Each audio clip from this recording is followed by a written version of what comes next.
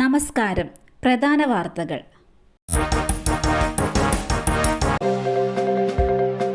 മയക്കുമരുന്ന് ഉപയോഗിച്ചത് തെളിഞ്ഞു. നടി ഹേമ അറസ്റ്റിൽ. ബംഗളൂരുവിൽ നടന്ന നിശ പാർട്ടിയിലെ മയക്കുമരുന്ന് ഉപയോഗവുമായി ബന്ധപ്പെട്ട് തെലുങ്ക് നടി ഹേമ അറസ്റ്റിൽ. ക്രൈംബ്രാഞ്ചിന്റെ ചോദ്യം ചെയ്യലിന് പിന്നാലെയാണ് അറസ്റ്റ്. നടി മയക്കുമരുന്ന് ഉപയോഗിച്ചതായി നേരത്തെ തെളിഞ്ഞിരുന്നു. ഇവിടെ നിന്ന് 17 MDMAയും ഗുളികകളും കൊക്കൈനും പിടിച്ചെടുത്തിരുന്നു. മെയ് 19 രാത്രി ഇലക്ട്രോണിക് സിറ്റിയിലെ ഫാം ഹൗസിലാണ് പാർട്ടി നടന്നത്. കർണാടക പോലീസിന്റെ ആന്റി നർക്കോട്ടിക്സ് വിഭാഗമാണ് റെയ്ഡ് നടത്തിയത്. 103 പേരാണ് പാർട്ടിയിൽ പങ്കെടുത്തത്. 73 പുരുഷന്മാരും 30 സ്ത്രീകളുമാണ് ഉണ്ടായിരുന്നത്. 2 പേർ സിനിമാ നടിമാരായിരുന്നു. ഇതിൽ 86 പേർ മയക്കുമരുന്ന് ഉപയോഗിച്ചതായി തെളിഞ്ഞു. 5 പേരെ നേരത്തെ അറസ്റ്റ് ചെയ്തിരുന്നു.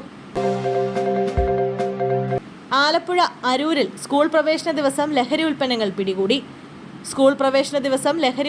പിടികൂടി.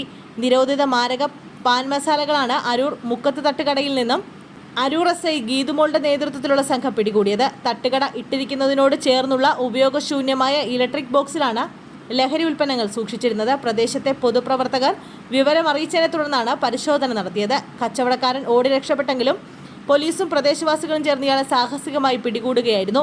പ്രതിദിനം 1000-ലധികം രൂപയുടെ കച്ചവടം ഇവിടെ നടക്കുന്നതായി പ്രദേശവാസികൾ പറഞ്ഞു.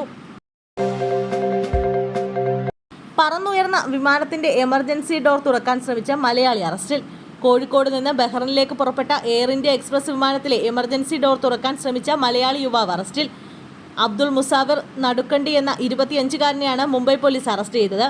വിമാനം ടേക്ക് ഓഫ് ചെയ്ത ഉടൻ അബ്ദുൾ മുസാഫിർ വിമാനത്തിന്റെ പിൻഭാഗത്തേക്ക് പോയി. ശേഷം ജീവനക്കാരെ ആക്രമിക്കുകയും അസഭ്യം പറയുകയുമായിരുന്നു. ഇതിനിടെ വിമാനത്തിന്റെ എമർജൻസി ഡോർ തുറക്കാൻ ശ്രമിക്കുകയും ചെയ്തു. തടയാൻ ശ്രമിച്ചപ്പോൾ ഇയാൾ മറ്റ് യാത്രക്കാർക്ക് നേരെ തിരിഞ്ഞു. സുരക്ഷാ ഭീഷണിയെ തുടർന്ന് വിമാനം ഉടൻ മുംബൈ ഛത്രപതി ശിവജി മഹാരാജ് അന്താരാഷ്ട്ര വിമാനത്താവളത്തിലേക്ക് തിരിച്ചുവിട്ടു. വിമാനം മുംബൈയിൽ എമർജൻസി ലാൻഡിംഗ് ചെയ്തതിന് പിന്നാലെ സുരക്ഷാ ജീവനക്കാർ യുവാവിനെ പിടികൂടുകയായിരുന്നു. എയർക്രാഫ്റ്റ് ആക്ട് ലംഘനം, ജീവൻ അപായപ്പെടുത്താൻ ശ്രമം, ആക്രമണം തുടങ്ങിയ കുറ്റങ്ങളാണ് അബ്ദുൾ മുസാഫറിനെതിരെ ചുമത്തിയിട്ടുള്ളതെന്നും പോലീസ് അറിയിച്ചു. വടകരയിൽ സംഘർഷ സാധ്യതയെന്ന് രഹസ്യാന്വേഷണ വിഭാഗം. ക്യാമ്പ് ചെയ്ത് ADGP. ലോക്സഭാ തെരഞ്ഞെടുപ്പിലെ വോട്ടെണ്ണൽ നടക്കുന്ന നാളെ വടകരയിൽ സംഘർഷ സാധ്യതയെന്ന് മുന്നറിയിപ്പ്. ഇതിനെ തുടർന്ന് ക്രമസമാധാന ചുമതലയുള്ള ADGP വടകരയിൽ ക്യാമ്പ് ചെയ്യുകയാണ്. രഹസ്യാന്വേഷണ വിഭാഗമാണ് സംഘർഷ മുന്നറിയിപ്പ് നൽകിയത്. DGP വിളിച്ച യോഗത്തിലാണ് ADGP വടകരയിൽ ക്യാമ്പ് ചെയ്യാൻ തീരുമാനിച്ചത്. അതേസമയം വടകരയിൽ 600-അംഗ സായുധ സേനയെ വിന്യസിക്കും. സംഘർഷ സാധ്യത കണക്കിലെടുത്ത വോട്ടെണ്ണൽ കഴിഞ്ഞാലും സേനയെ പിൻവലിക്കരുതെന്ന് നിർദ്ദേശമുണ്ട്. വടകരയിലെ പ്രശ്നബാധിത പ്രദേശങ്ങളിൽ കൂടുതൽ പോലീസിനെ നിയോഗിക്കുമെന്ന് കോഴിക്കോട് കളക്ടർ സ്നേഹിൽ കുമാർ സിംഗ് നേരത്തെ അറിയിച്ചിരുന്നു.